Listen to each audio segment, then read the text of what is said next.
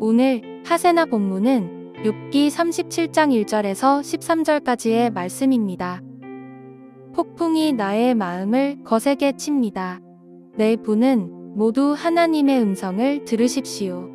그분의 입에서 나오는 천둥과 같은 소리를 들으십시오.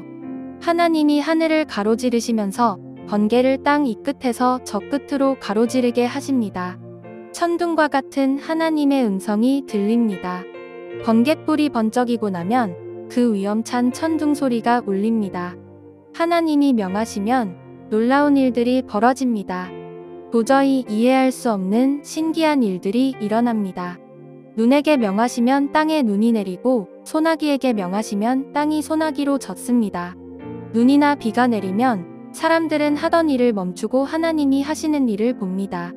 짐승들도 굴로 들어가서 거기에서 눈비를 피합니다. 남풍은 폭풍을 몰고 오고 북풍은 찬바람을 몰고 옵니다. 하나님이 쉬시는 숨으로 물이 얼고 넓은 바다까지도 꽁꽁 얼어버립니다. 그가 또 짙은 구름에 물기를 가득 실어서 구름 속에서 번갯불이 번쩍이게 하십니다.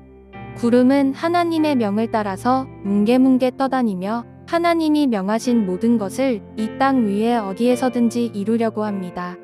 하나님은 땅에 물을 주시려고 비를 내리십니다. 사람을 벌하실 때에도 비를 내리시고 사람에게 은총을 베푸실 때에도 비를 내리십니다. 한 주 평일이 시작되었습니다. 이번 한 주도 우리 주님이신 예수님과 동행하는 성도님들이 되시길 축복합니다. 욥기 37장은 크게 두 부분으로 나뉩니다. 앞부분은 오늘 본문인 1절부터 13절로 하나님이 어떤 분이신지에 대한 설명이 주를 이루지요. 그리고 뒷부분인 14절부터 24절은 앞서 언급한 하나님의 모습을 근거로 엘리후가 욥으로 하여금 스스로를 돌아보게 하는 수사학적 질문들이 주된 내용입니다. 오늘은 앞부분을 통해서 하나님이 어떤 분이신지 다시 한번 깊이 생각하고 그 하나님을 인정하고 고백할 수 있기를 기대합니다. 오늘 본문에서 언급되는 하나님에 대한 설명은 36장 24절부터 시작됩니다. 엘리후는 이 부분에서 하나님이 기후 및 기상과 관련된 자연물들을 다스리신다는 이야기를 하지요. 그리고 오늘 본문에서도 같은 내용이 반복되어 나타납니다. 1에서 13절에서 언급되는 자연물들을 나열해 보면 하나님의 음성으로 표현되는 천둥, 번개, 눈, 비, 폭풍우, 추위, 물, 구름, 습기입니다. 이 자연물들이 고대에는 신격화되기도 했으며 두려움 또는 숭배의 대상이 되기도 했습니다. 어찌 보면 인간 위에 존재하던 것들로 이해되었지요. 그러나 본문은 이런 것들이 하나님의 다스림 안에 있다는 것을 분명히 보여줍니다. 하나님의 뜻과 의지에 따라 이 자연물들은 반응하고 움직이며 그에 걸맞는 결과를 가져오지요. 이 결과에 대한 내용이 13절에 언급되는데 때로는 회초리로서 이 땅에 대한 하나님의 심판을 드러내기도 하며 때로는 사람들과 땅을 윤택하게 함으로 하나님의 한결같은 사랑을 드러내기도 합니다. 그런데 여기서 잊지 말아야 할 것이 있습니다.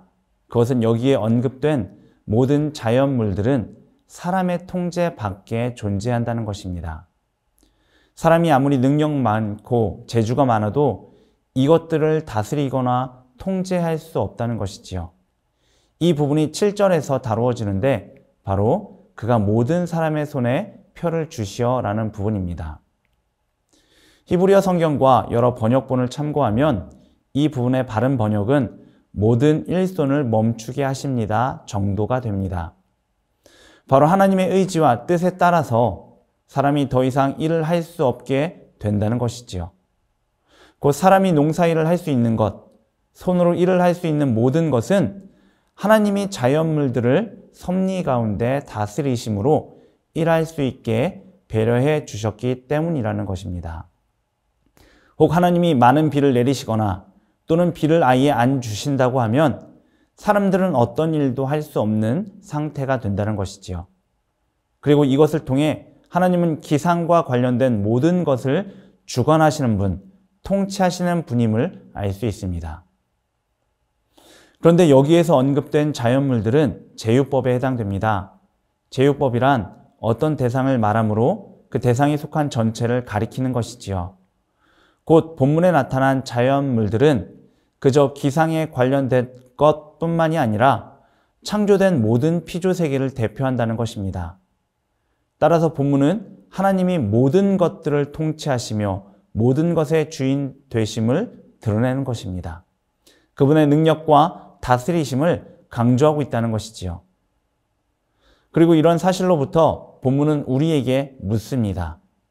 하나님이 모든 것의 주인이시며 모든 것을 다스리시는 것을 믿냐고 말입니다. 여러분은 이 물음에 어떻게 대답하시겠습니까? 일반적으로 우리 그리스도인들은 이 물음에 아멘이라고, 그렇습니다 라고 응답합니다. 그런데 진짜 살펴봐야 할 것은 우리 입술이 아니라 우리의 삶입니다. 나는 삶으로 하나님이 모든 것의 주인 되신다고 고백하고 있습니까? 이것을 확실히 아는 방법은 내가 제일 잘하는 영역의 일들을 살펴보는 것입니다. 우리는 자신이 부족한 영역, 실패하는 영역에서는 하나님의 도우심을 의지하지만 내가 남들보다 뛰어나다고 생각하는 영역, 내가 오래 하고 잘하고 있다고 생각하는 영역에서는 하나님의 도움이 아닌 내 능력과 경험을 의지하는 경향이 있습니다. 그래서 그런 영역과 자리에서만큼은 내가 주인이라고 생각하고 내 생각과 뜻을 내 마음대로 이룰 수 있다는 오만함을 가지곤 합니다. 그러나 이것은 큰 착각입니다.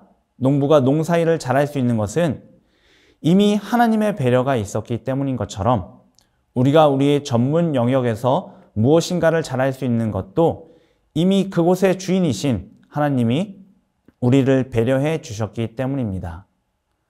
그렇기에 우리는 오늘 하루 내가 잘하는 영역을 살피며 혹 내가 그곳에서 하나님처럼 행동하고 있지는 않은지, 하나님을 주인으로 인정하는 삶을 살고 있는지, 하나님의 뜻대로 그 일을 해나가고 있는지 살펴봐야 합니다.